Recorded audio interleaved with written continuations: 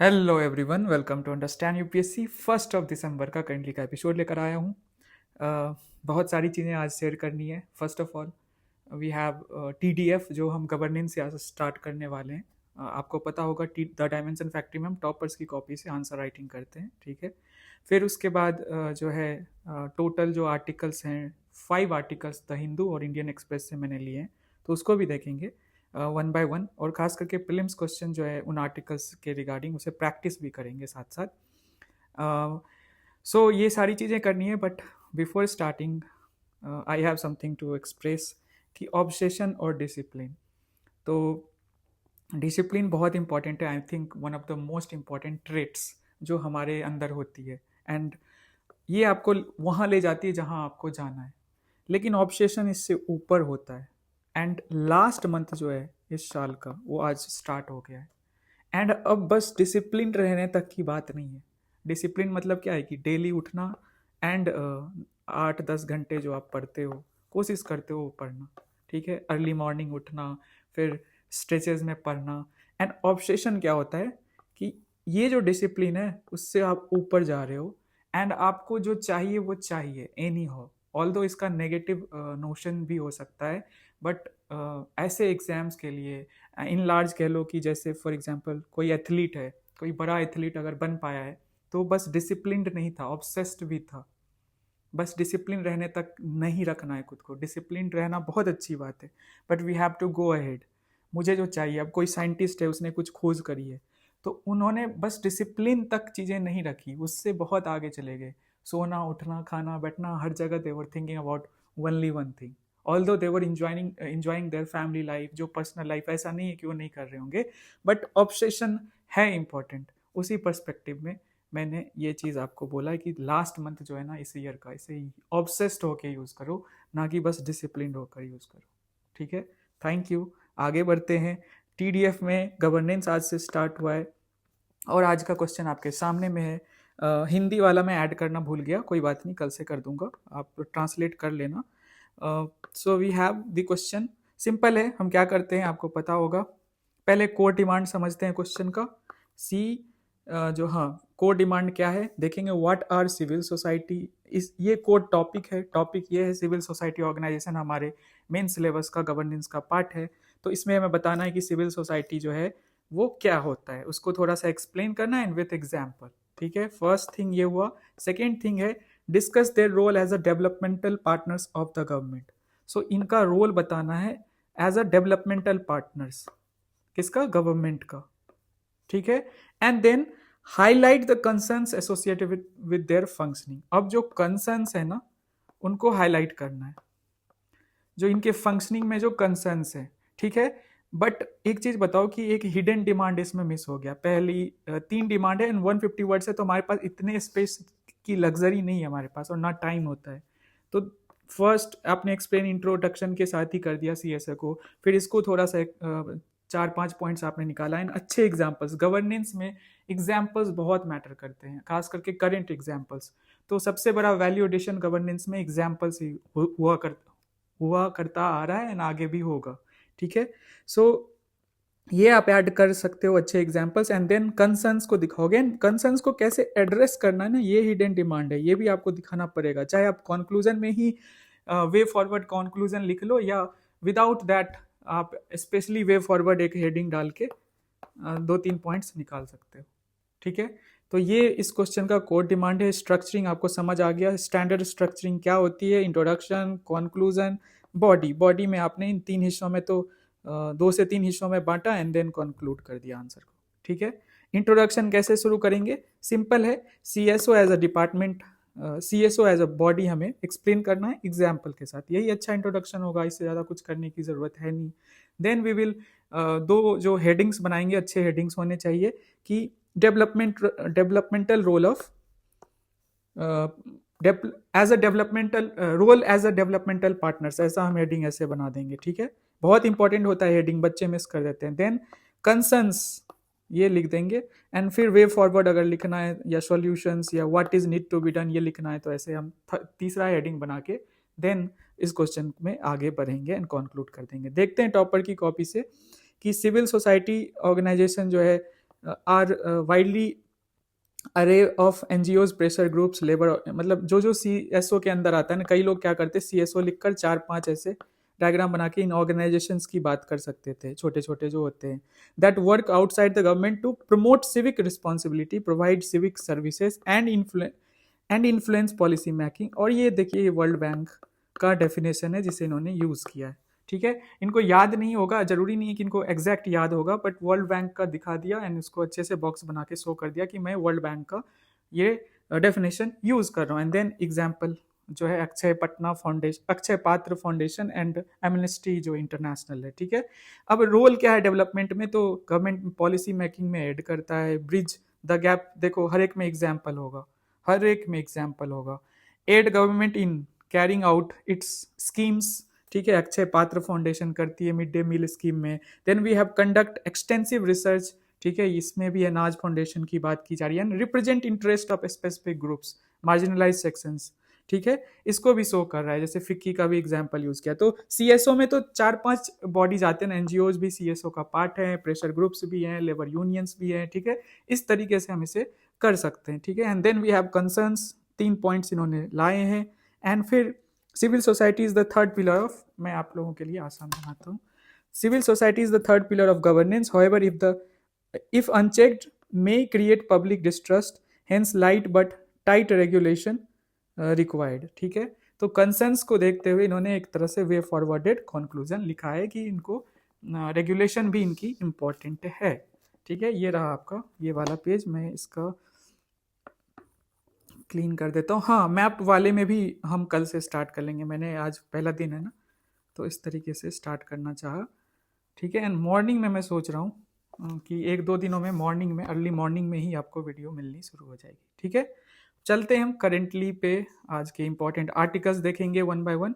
So we have the first article, और ये article हम क्यों कर रहे हैं ये भी मैं आपको दिखाऊंगा कि तो वैसे तो बहुत सारे स्पेसीज की बात है इस आर्टिकल में। जो ग्रेट निकोबार आइलैंड है, हमने अच्छे से कवर किया था ग्रेट निकोबार आइलैंड, आप लोगों को पता होगा। इसमें 2 इंपॉर्टेंट स्पेसीज के बारे में बताया जा रहा है, तो उसको हम कवर करेंगे। और आपके सामने PYQ होगा जिसे आपको सॉल्व भी करना है। 3 PYQ जो है आपको कमेंट सेक्शन में सॉल्व करके बताना इसका आंसर क्या होगा। ठीक है, so with reference to India's biodiversity, ये स्पेसीज के नाम है Ceylon frogmouth, coppersmith barbet, grey chinned minivet and white throated redstart are. ये सारे स्पेसीज के नेम्स दिए हुए हैं, आपको बताना है बर्ड्स है, प्राइमेट्स हैं, रेप्टाइल्स हैं या एम्फीबियंस है। 2020 का ये क्वेश्चन है। ठीक है, सेकेंड क्वेश्चन है, इसमें से कौन सा है जो बर्ड नहीं है, आपको बताना है golden machine, Indian night jar, spoon bill and white ibis, ये चारों में से कौन सा बर्ड नहीं है। 2022 का क्वेश्चन है। Then we have the third question जो हम ऑलरेडी पहले ही कर चुके हैं कि अंडमान निकोबार आइलैंड्स में कोई एक पार्टिकुलर जो है बनाना स्पेसी जो है दिखा था, तो उसी पे क्वेश्चन 2016 में आया था। ठीक है, इसको अटेम्प्ट कर लीजिएगा।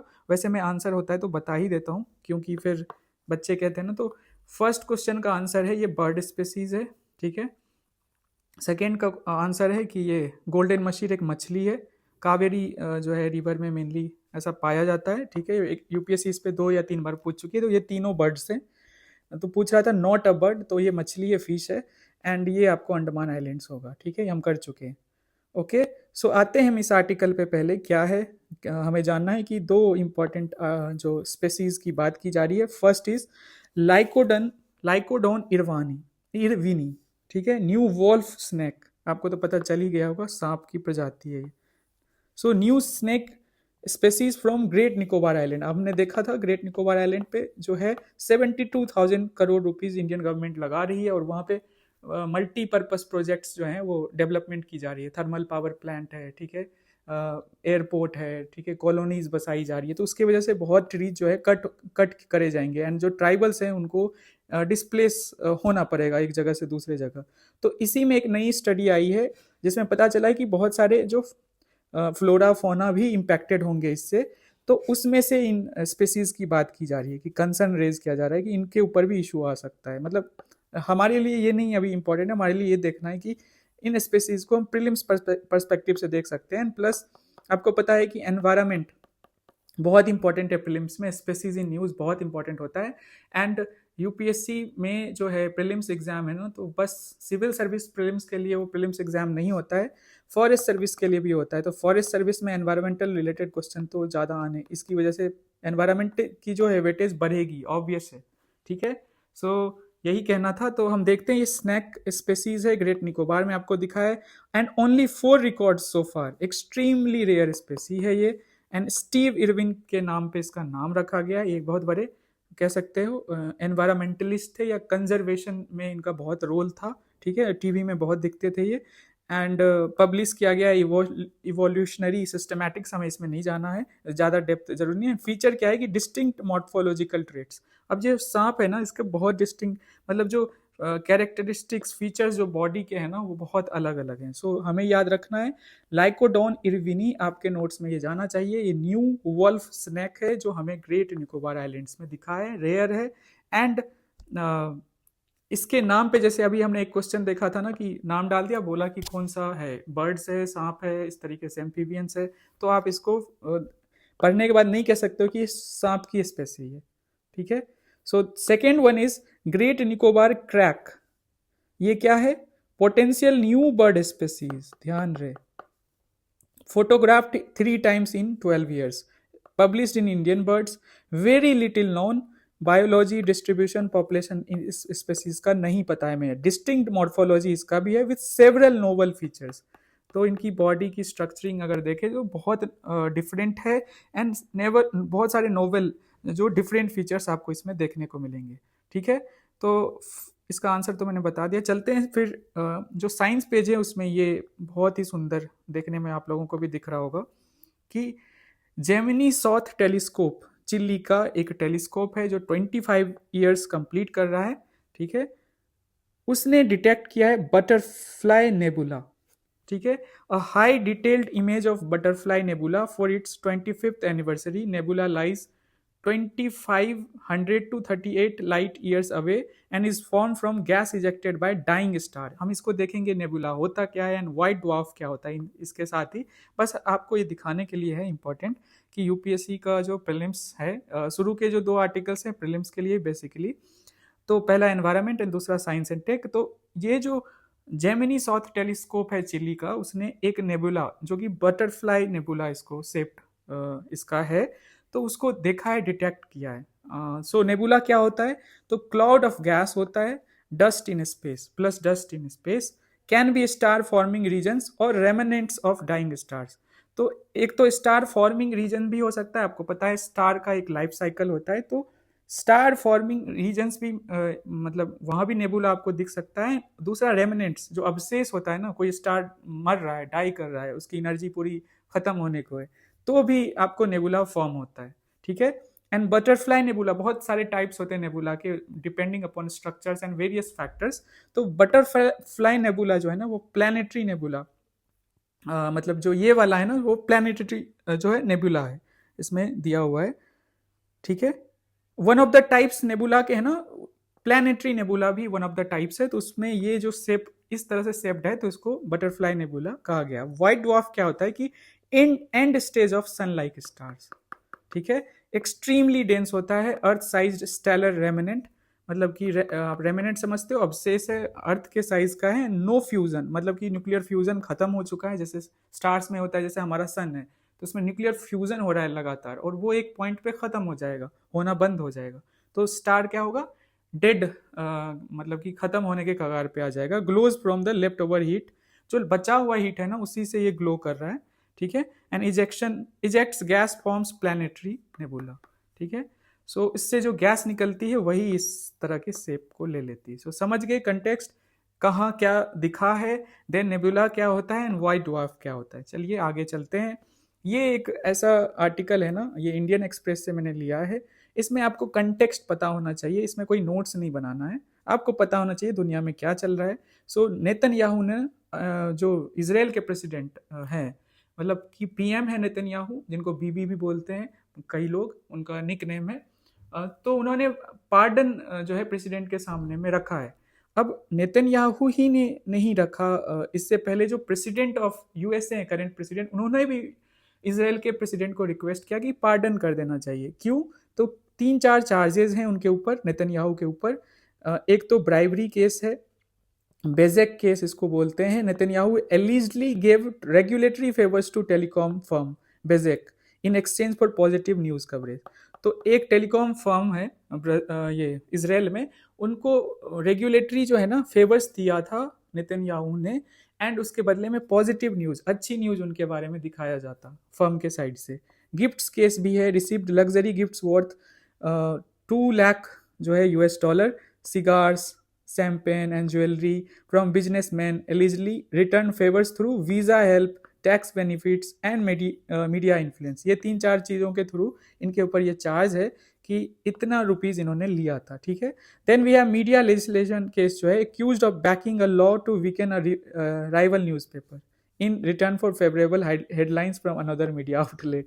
Okay, so these 3 are the charges. हमें Bezeq case, gifts case and media legislation case का थोड़ा सा आपको बेसिक्स बताना था, जो आपको समझ आ गया होगा। हमें बस ये समझना है कि पहले यूएस प्रेसिडेंट ने इजराइल के प्रेसिडेंट को रिक्वेस्ट किया कि आप ना नेतन्याहू जो प्राइम मिनिस्टर है, करंट प्राइम मिनिस्टर, जो कि फर्स्ट टाइम ऐसे इजराइल की हिस्ट्री में हो रहा है कि कोई प्राइम मिनिस्टर जो ऑफिस में है करंटली, वो रिक्वेस्ट कर रहा है प्रेसिडेंट को कि उनको माफ़ी दे दी जाए, ठीक है, जो चार्जेस उनके ऊपर लगे हुए हैं। तो प्रेसिडेंट डोनाल्ड ट्रंप ने भी उनसे माफ़ी मांगी, ये रिक्वेस्ट किया कि नेतन्याहू को माफ़ कर दिया जाए। सेकेंडली नेतन्याहू ने भी इस चीज़ के लिए माफ़ी मांगी है, ठीक है। सो चलते हैं, इससे कोई नोट्स बनाने की ज़रूरत नहीं, बस पता होना चाहिए। ये आर्टिकल इंपॉर्टेंट है, research and development, GS3, science and tech, and इसमें जो प्राइवेट कंपनीज का रोल है इंडिया में कैसे बढ़ाना है, उसको लेकर ये आर्टिकल लिखा है। जो जगदेश कुमार है, बहुत इंपॉर्टेंट इंडिविजुअल है, फॉर्मर चेयरमैन है यूजीसी के एंड फॉर्मर वाइस चांसलर हैं जवाहरलाल नेहरू यूनिवर्सिटी। तो इन्होंने विद इन दी इंस्टीट्यूशंस काम किया है, उसको संभाला है, तो इनका पर्सपेक्टिव इंपॉर्टेंट हो जाता है। सो कोर आर्ग्यूमेंट क्या है, ये मेंस ओरिएंटेड आर्टिकल है, आपको मेंस के लिए ही ये आर्टिकल मैं डिस्कस कर रहा हूँ। और जो की पॉलिसी सजेस्टेड है ना, इसको आप लिख सकते हो अपने नोट्स में, ठीक है, इंपॉर्टेंट है उस पर्सपेक्टिव से। फाइन। एक आर्टिकल और था, पता नहीं वो किधर रह गया, मिस हो गया क्या? यस, दिस वन लास्ट में। ओके ओके, हाँ। तो कोर आर्ग्यूमेंट यही है इसमें कि India must build predictable long term research and development pipelines rather than episodic और CSR बेस्ड फंडिंग। सो हमें बिल्ड करना पड़ेगा predictable long term research and development pipelines. आपको रिसर्च एंड डेवलपमेंट पता है कि कितना इंपॉर्टेंट है इनोवेशन के लिए। इनोवेशन होगा तो क्या होता है, एक कंट्री में इनोवेट कोई कंट्री करती है तो क्या होता है कि इंडस्ट्रियल जो है उनकी कैपेसिटी बढ़ती है, फिर एक्सपोर्ट्स बढ़ेगा उस कंट्री का, एंड इस तरीके से सॉवरेनिटी, जस्ट सपोज कि ब्रिटेन जो था एक पॉइंट पे, उसकी टेक्निकल इनोवेशन की वजह से उसने पूरी दुनिया पे राज किया, पूरी दुनिया को ऑलमोस्ट कॉलोनी बना लिया। अभी अगर देखो तो USA, उनकी टेक्निकल जो इवोल्यूशन इनोवेशन है, उसकी वजह से अभी पूरी दुनिया पे उनकी कंपनीज का राज है। एंड अभी जो है चाइना भी उसी तरीके से इमर्ज कर रहा है। तो आप अगर देखो तो research and development is so much important, ठीक है, बहुत सारे रीजंस की वजह से, ठीक है। तो आपको इसको बढ़ाना पड़ेगा, और इसी रिस्पेक्ट में इस आर्टिकल को लिखा गया है भारत के मतलब कंटेक्स्ट में। So private research and development investment needs scale, continuity, structured industry academia linkages and measurable outcomes. So scale करना पड़ेगा, क्वांटिन्यूटी बरकरार रखनी पड़ेगी, स्ट्रक्चर्ड इंडस्ट्री एकेडमिया लिंकेजेस होनी चाहिए, मतलब इंडस्ट्री को एकेडमिक जो है इंडिया में एकेडमी जो एकेडमिया है उससे लिंक करना पड़ेगा, मेजरेबल आउटकम्स पे आपको फोकस करना पड़ेगा, ठीक है। सो ग्लोबल बेंचमार्क के हिसाब से अगर देखें, हम कंपेयर करें इंडिया, यहाँ से डेटा आप उठा सकते हो, तो इंडिया में if I am not wrong 0.65% he GDP की हम रिसर्च एंड डेवलपमेंट में खर्च कर रहे हैं। GERD का मतलब होता है gross domestic expenditure on research and development. तो भारत में बस 0.6% है।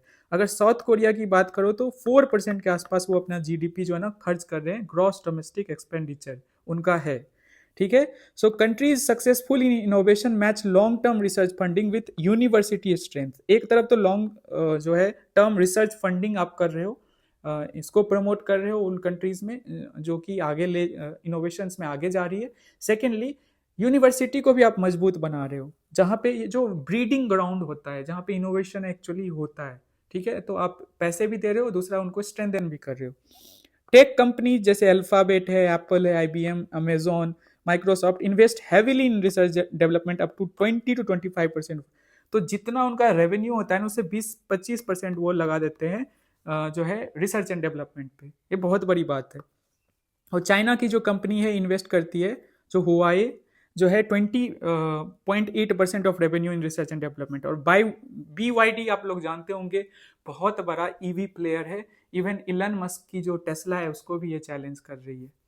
तो इन्वेस्ट 5.2 बिलियन युआन जो है उसमें इन्वेस्ट किया है। तो कंपनी जो है ना, ये जो बड़ी कंट्रीज, डेवलप कंट्रीज हैं, जो कंट्रीज लीड ले रहे हैं इनोवेशन में, ठीक है, तो उन वहाँ पे कंपनीज भी हैविली इन्वेस्ट कर रहे हैं, इस एग्जाम्पल के थ्रू शो कर रहे हैं। तो इंडिया में तो अगर देखो तो कंपनीज जो है ना कम इन्वेस्ट करती है, 0.6% को अगर देखो ब्रेकअप करो तो इसको, तो कंपनीज कम इन्वेस्ट करती है, रैदर जो है गवर्नमेंट जो है ज़्यादा इन्वेस्ट करती है इंडिया में। तो हमें ऐसा कल्चर प्रमोट करना पड़ेगा, तो कि गवर्नमेंट तो करे ही फंडिंग में जो स्पेंड कर रही है, उसके साथ साथ वी हैव टू सी कि जो प्राइवेट कंपनीज है, प्राइवेट प्लेयर्स हैं, वो भी इन्वेस्ट करें, जिस तरह से आपको US एंड चाइना में दिख रहा है। ठीक है, so enterprise funding is 2/3 of GDP in advanced economy. जो एडवांस्ड इकोनॉमीज हैं वहाँ पे 2/3 जो इन्वेस्टमेंट है वो प्राइवेट कंपनीज कर रही हैं।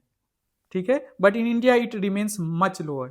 सो गवर्नमेंट साइड से जैसे मैंने बोला कि इन्वेस्टमेंट ज़्यादा आ रहा है इंडिया में, रैदर जो इंटरप्राइज है, जो प्राइवेट कंपनीज है, वो कम कर रही हैं। बट एडवांस इकोनॉमी में उल्टा है, 2/3 जो है ना एंटरप्राइज ही कर रही है। ठीक है, सो अगर भारत की बात करें तो कुछ पॉजिटिव मूव्स देखो तो IIT Madras research park, 200+ companies, transnational research, ये चीज़ें हो रही है। ठीक है, IIT मद्रास में एक रिसर्च पार्क बनाया गया है। IDEX आपको पता है कि डिफेंस सेक्टर में हम जो है मैन्युफैक्चरिंग की एबिलिटी बढ़ा रहे हैं। सेमीकंडक्टर मिशन भी है। ग्रोइंग इंडस्ट्री कोलैबोरेशन बढ़ रही है हमारे इंस्टीट्यूशंस के साथ। And multiple industry funded university centres भी बनाए जा रहे हैं, एड्रेसिंग लार्ज प्रॉब्लम्स, पोर्टफोलियोज। ये सब हो रहा है।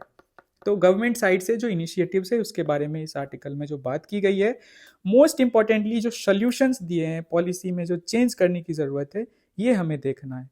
तो first is build predictable research and development pipelines. Predictable का क्या मतलब है कि set 3-year research and development to sales targets for auto pharma, electronics, clean energy. So एक 3 साल का टारगेट आपको बनाना पड़ेगा कि जितना उनका सेल्स होता है ना, जस्ट सपोज 100 रुपये वो बेचते हैं, तो एक सर्टेन % जो है ना वो रिसर्च एंड डेवलपमेंट में वो कंपनीज करे। जैसे 20% हमने देखा चाइना में हो रहा है, वो कर रहे हैं। तो हम जैसे 5% तो एटलीस्ट, या 10% तो हम फिक्स कर सकते हैं ना नेक्स्ट 3 years के लिए उन कंपनीज के ऊपर। ठीक है, कि वो रिसर्च एंड डेवलपमेंट पे अपने पैसे लगाए। ठीक है, समझ गए ये पॉइंट? इजी था। Okay, then we have link grants to real lab time, not paper work. ठीक है, पेपर वर्क के बजाय हमें क्या करना चाहिए, जो ग्रांट्स दे रही है उसको रियल लैब के साथ कनेक्ट किया जाए, जो मतलब कि रिसर्च हो रहा है। Make research funding multi year with stability, fine.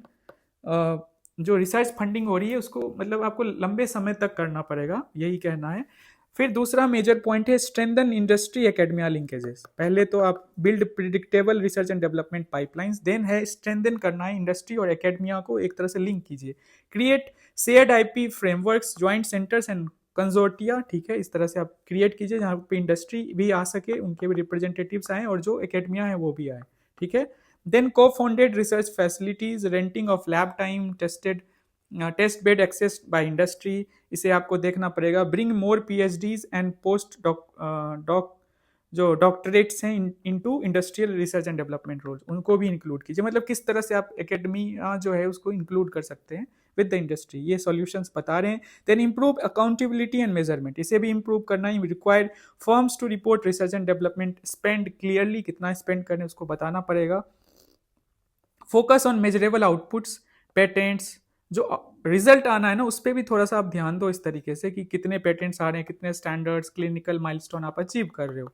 ठीक है, रिसर्च के दौरान publish results in practitioner friendly formats and Indian languages. So आप जो रिसर्च कर रहे हो ना उसको इस तरह से करो कि प्रैक्टिशनर जो इंडिया में उसको फायदा मिले, और इंडियन जो लोकल लैंग्वेज है तो और ईजी होगा समझ पाना, और इसमें और अधिक डेवलपमेंट होगा। एंड सपोर्ट टैलेंट पाइपलाइंस, 4 चीज़ों में ये भी है।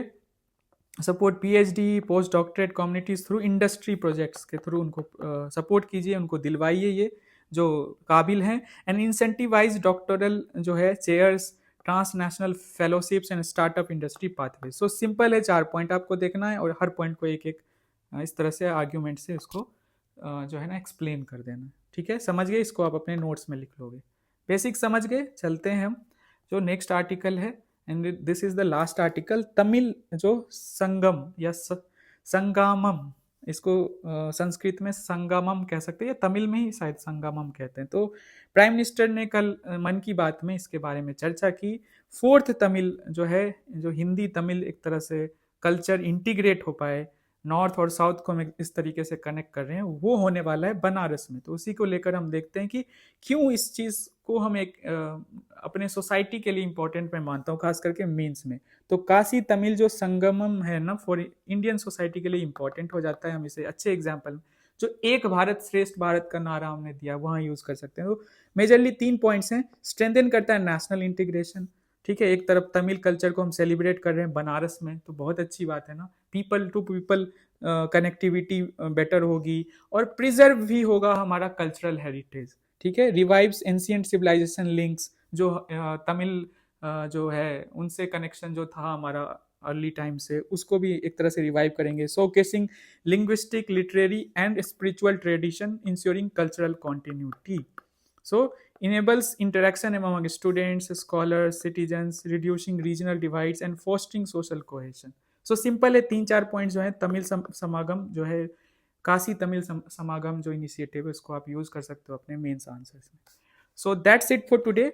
इसको आप लिख सकते हो। टीडीएफ का आंसर आप 7 to 9 PM में भेज सकते हो। मैं कोशिश करूंगा रिव्यू भी कर दूं आज ही, एंड आपका मैप वाला चीज जो है उसको कंटिन्यू करेंगे कल से।